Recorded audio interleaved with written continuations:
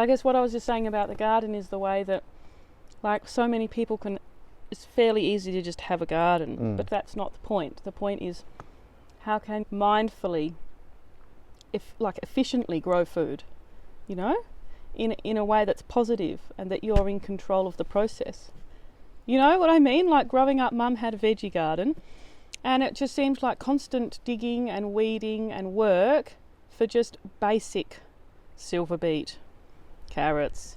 So there wasn't so much the joy of food, and there also wasn't so much the joy of gardening. And I thought I hated gardening and I wasn't ever going to have a garden because I was always out there weeding.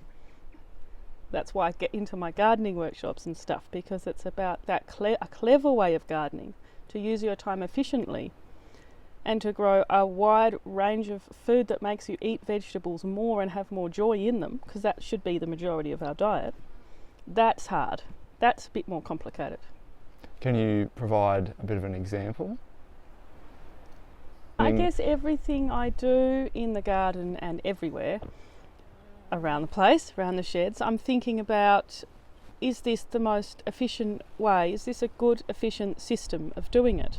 Like, you can spend a really long time gardening, or you could have an efficient system, so like a well-planned bed rotation, so you're not stressing out, having empty spots, trying to fill them at the last minute. I've got my ceilings, they're ready to go in the greenhouse.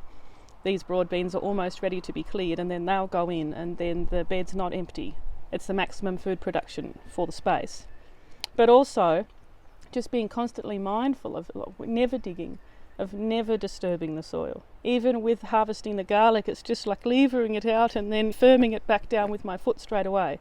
And that just has a huge impact on weeds. It's just shocking how few weeds we have. And I have tried different systems.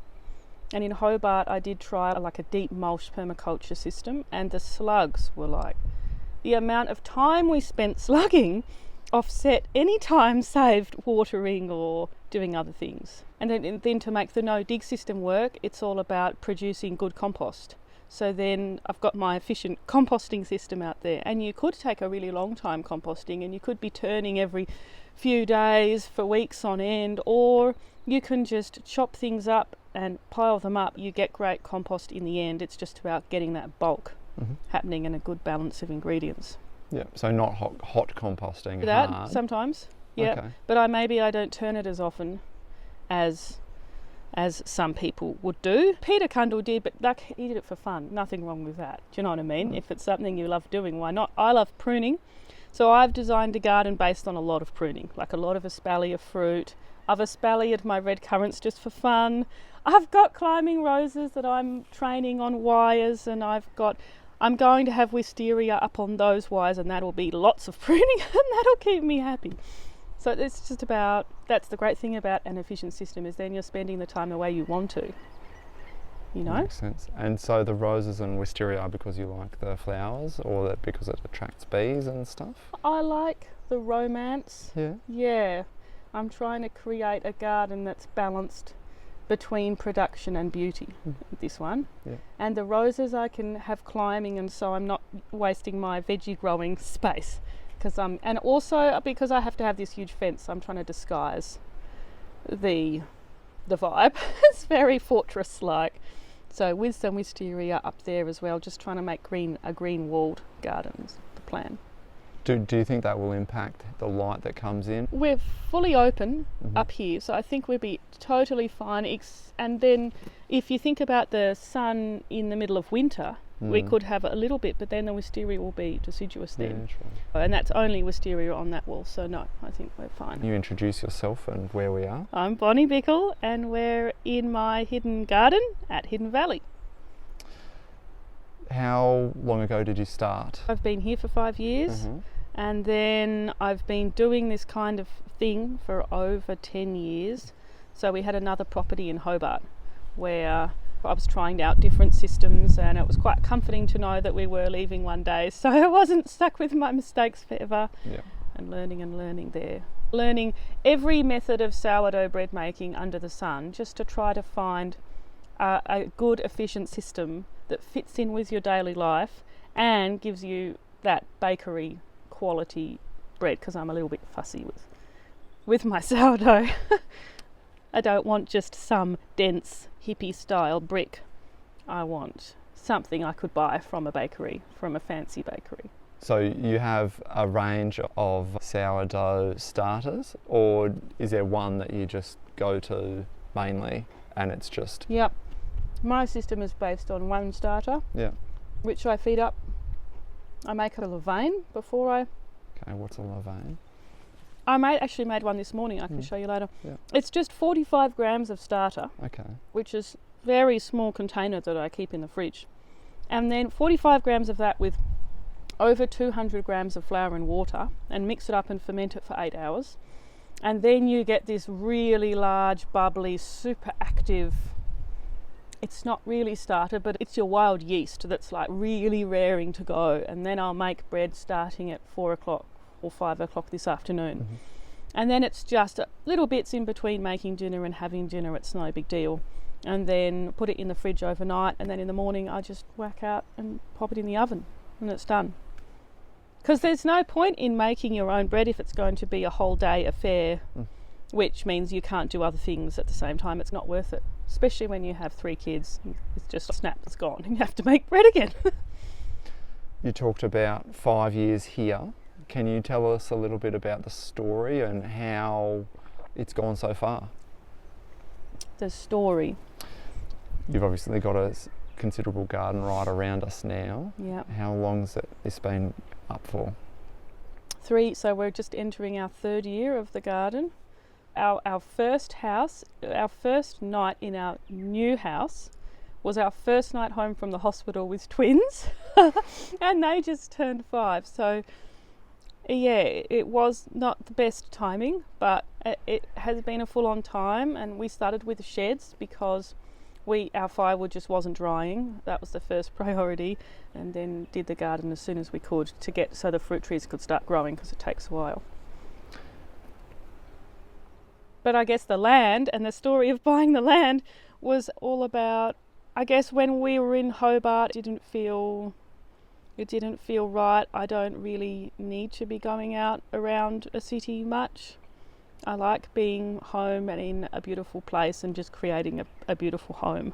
So, and that was I the guess reason we were moving from Hobart? We were looking all over for a beautiful block of land that was special and one of a kind. And we found this one. Yeah, and conveniently, it's super close to where I grew up. So, do you know many of the people around here?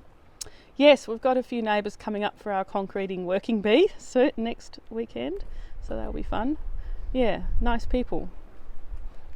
Can you talk a bit about the different workshops that you do and also your experience?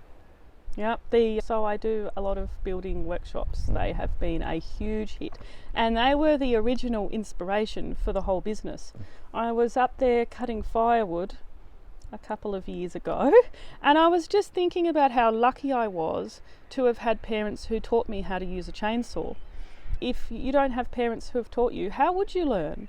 You can't go to a TAFE course or something and be patronised by a bunch of people, especially if you're a woman. It's much harder, and it's really hard learning building skills as well.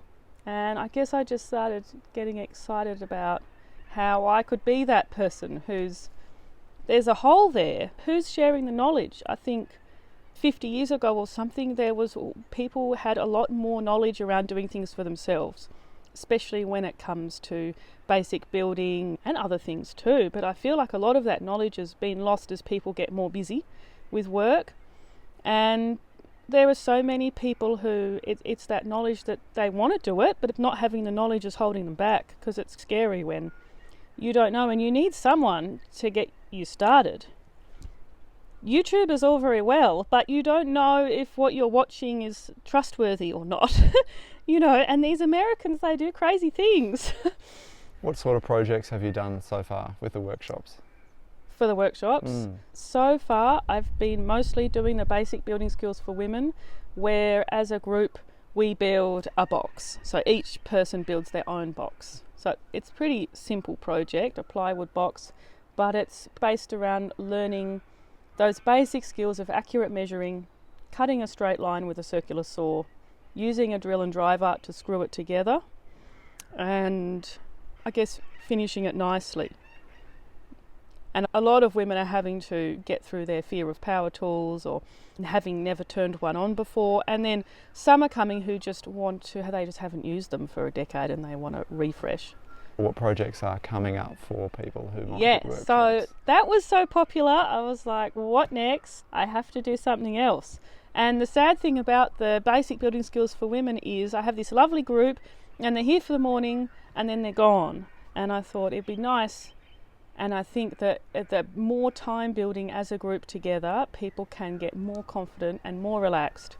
And so we're going to start doing proper building projects now. So we're going to be building my small workshop together as a group.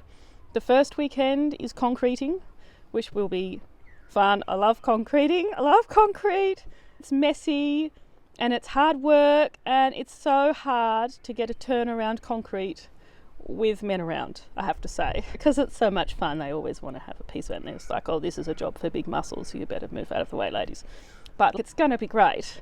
We're going to pour a slab, we're going to build the boxing first, the formwork, we're going to lay the Rio, then we're going to pour a slab, and then we're also going to have other time to just sit about and chat about other concreting projects that people might have planned and how they would approach them, so that they finish the weekend with a general knowledge of concreting, how to do it, and also having done it.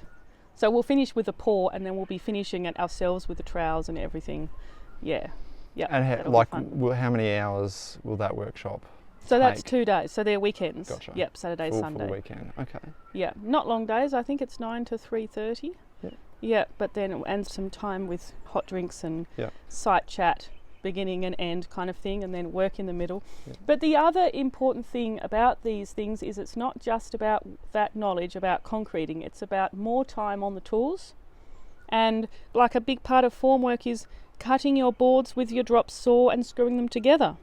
It's just more time on basic tools, bashing them into place with a sledgehammer, getting out your shovel, giving things a little scrape, tying your Rio off. It's all just all those little bits of knowledge that get put together to make you able to do more building yourself. And more confidence perhaps as well. And more confidence, absolutely. Yeah. And the next weekend is wall framing. So we're going, that's going to be great too. Yes, we get to use my nail gun for that one. Nail guns are the best.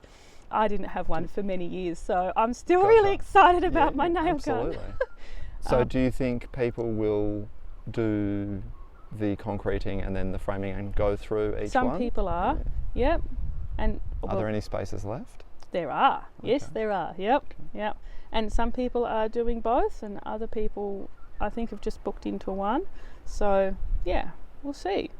Yeah, but wall framing will be a good opportunity for a lot of people who want to know more. That's like building basics. That's like you're a chippy apprentice on the job, and here you are with your drop saw and your studs and your drop chop. Yeah. Unlike a lot of building jobs, which is they can get a little bit fussy and you're trying to get quality and everything. Wall framing, it's like you suddenly see the whole building plan up within a day or two. Yes. Mm. How often do you do workshops? Generally they're spaced out every fortnight or so? Yeah.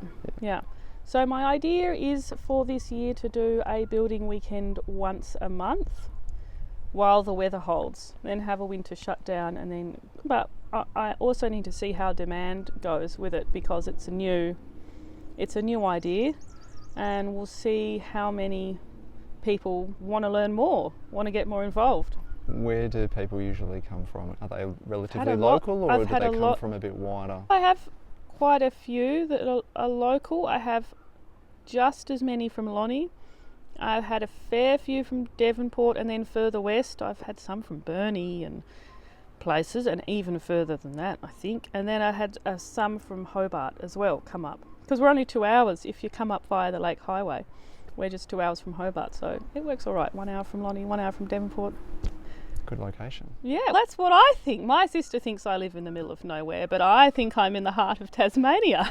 Where does your sister live? Hobart. These Hobart people. Gotcha. Yeah. Was it hard to move away from family? Some family out there? I'm coming home. Yeah. Yeah, they come to me. They come to me for Christmas. What other projects do you have on site here? Yes, during the weekends we're as a group, we're building a workshop. Yeah. By myself, I'll also be building a guest hut, which is going to be very similar to the workshop, just on the other side of the garden. At the moment, in the process of a concrete bonanza, doing an internal poured concrete wall, and then after that I'm going to do a low concrete wall out the front of the deck with a poured concrete barbecue.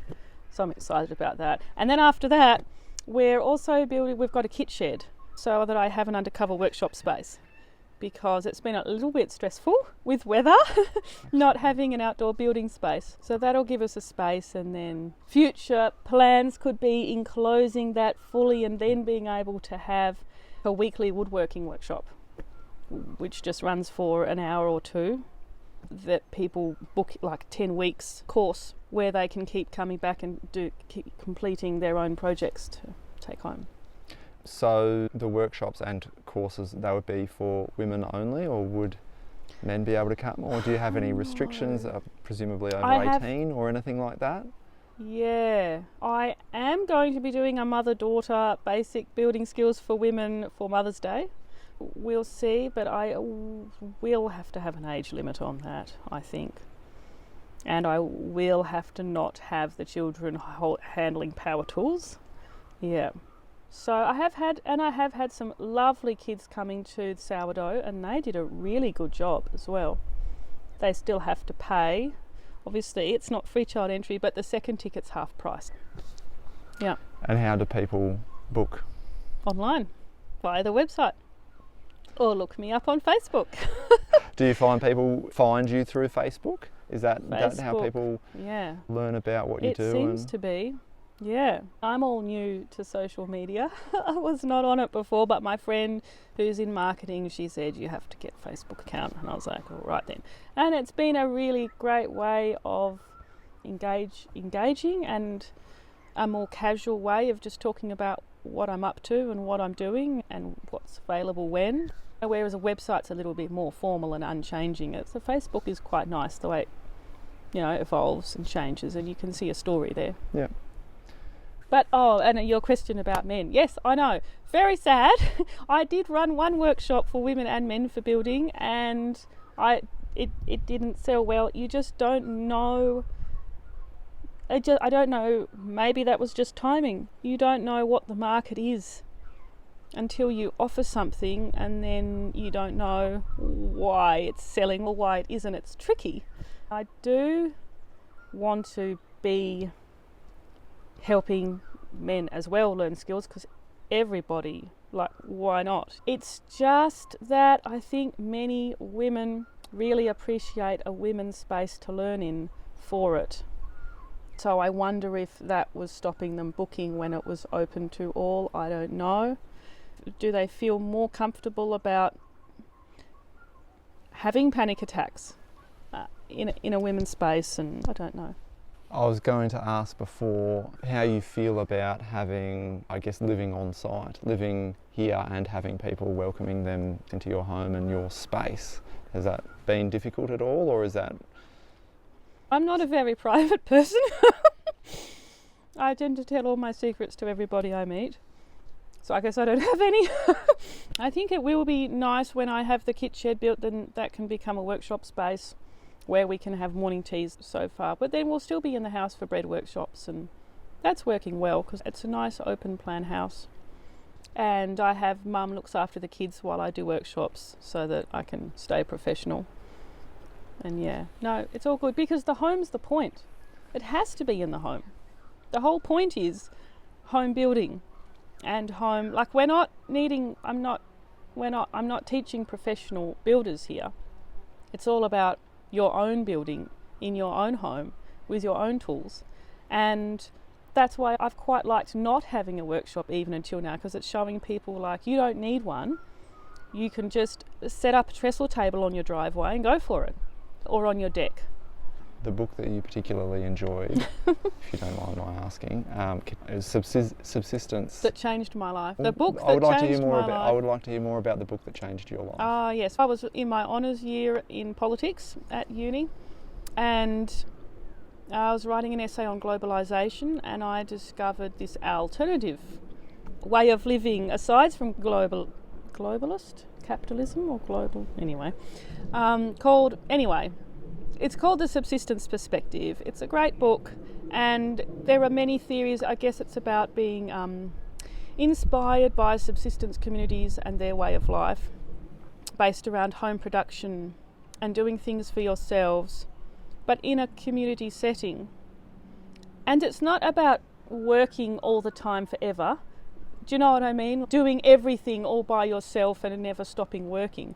Because in the subsistence communities, there's lots of fun to be had. And here we go for picnics and we have time off and we do nice things, but we're also living a more grounded life based around meaningful production and being mindful of how we spend our time and our money. Do you find that there are others in the community that have similar views or interests? I think many people do. Yeah, many people are getting into preserving as well and growing their own food and wanting to work less and spend more time at home. Absolutely. You play table tennis. Sure do. In Deloraine. Is that Vice President, important person. Would you encourage others to get involved with that, or are there other community groups that you would encourage people to get involved in? Oh, there's heaps of different clubs. Mm-hmm. I went around to a few different ones when I was looking for a sport, just to be a bit more fit, because I work all the time, but it's not the same as fitness. And then I was just looking for a good vibe, basically, and not too competitive, not too full on. I just wanted to have a good vibe to play some sport, and table tennis is where it's at. And it's really great for all the little muscles around your ankles and your knees, where I used to get a little bit sore, but because I used to play tennis, and that's just all that running and lunging is hard on your ankles and your knees, whereas with table tennis it's all about springing, which just strengthens and all of the muscles around your hips and everything. Yeah, it's really good for the body. Yeah. And then there's abilities of a huge range, and we have lots of kids, and you can go with, so I go with my kids, so it's like a family sport. Very nice. And also great for old people too. Great for everyone. Come and play table tennis. I've got two last questions. Yep. One, do you have an underrated tool or a favourite tool, whether gardening or, woodwork? So underrated, least favourite? Underrated as in a tool that you think is fantastic, but many other people do not think it's as good or use it as often. For building, that would have to be my orbital sander with my dust extractor. I do have a top of the range Festools orbital sander, which I got on my apprenticeship wages, because I worked with a kitchen maker on Bruny Island making solid timber, like native timber kitchens and cabinetry, and then we also did ply cupboards, so no chipboard. And if you want to do a lot of work with timber and plywood, it's just so great, because you can just finish to a really high standard, and you can sand in the ply, you can sand the cut edges and they come up looking beautiful. Nothing a bit of putty and a sander won't fix. And then with your timber, you can finish to a really high grade for bench tops, cutting boards, everything. Really great. Love it. Use it all the time. Didn't have a dust extractor for years, would absolutely recommend one, because otherwise you just get coated in dust. But I furnished my whole last house with like solid timber furniture from tip shops and just stripped it back with my sander, all the varnish and the paint, and then gave it a lovely natural timber finish. It was beautiful. And the last question is, do you have a favourite spot in the Meander Valley other than here? Oh, gosh. There's so many spots. I love Pine Lake. That's only 5 minutes up the road from here. We go up there for picnics. And it's quite funny because we're there with our Prosecco and our cheese board, and then the tourists are coming and they just rush down from their cars and they rush back. But it's just a lovely place to just, a really special alpine area, which is like a 5-minute walk from the car. Really lovely. Yeah, beautiful lake, stunning. That must be it. Liffey Falls is also very nice. Yeah, also near here. Yeah, that would be our closest swimming hole. So we also go there when we need to have a swim, and yeah, just disrupts the tourists' photos. But Do you find if it gets quite busy with tourists? it can do. It's tricky getting changed when it gets one of those hot days when it's busy. Yeah. Oh, thank you, Bonnie. Thanks, Matt.